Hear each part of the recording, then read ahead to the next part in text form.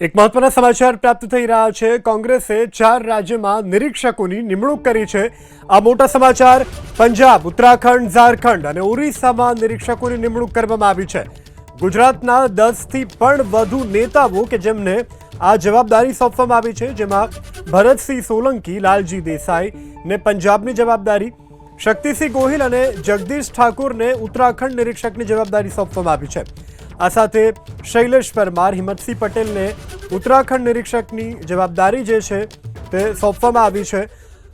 અમૃત ઠાકોરને ઉત્તરાખંડમાં નિરીક્ષકની જવાબદારી સોંપવામાં આવી છે। તો આ મોટા સમાચાર પ્રાપ્ત થઈ રહ્યા છે। કોંગ્રેસ તરફથી નિમણૂક કરવામાં આવી છે, જેમાં ગુજરાતના નેતાઓને જવાબદારી સોંપાઈ છે। સંવાદદાતા ભૌમિક વ્યાસ ફોનલાઈનથી જોડાયા છે। જી ભૌમિક, શું વધુ વિગત?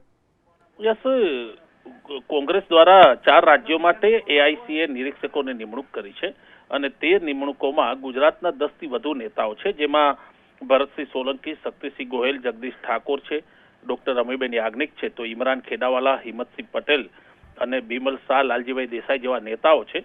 તે તમામ નેતાઓને પંજાબ, ઉત્તરાખંડ, ઝારખંડ અને ઓડિશા માટે જવાબદારી સોંપવામાં આવી છે। ખાસ કરીને ભરત સોલંકી અને લાલજીભાઈ દેસાઈને પંજાબની જવાબદારી છે, તો જગદીશ ઠાકોર, શક્તિસિંહ ગોહિલ, શૈલેષ પરમાર, હિંમતસિંહ પટેલ અને અમૃત ઠાકોરને ઉત્તરાખંડમાં જવાબદારી સોંપવામાં આવી છે। ઇમરાન ખેડાવાલા, અમીબેન યાજ્ઞિક અને આનંદ પટેલ ઝારખંડમાં જવાબદારી સંભાળશે।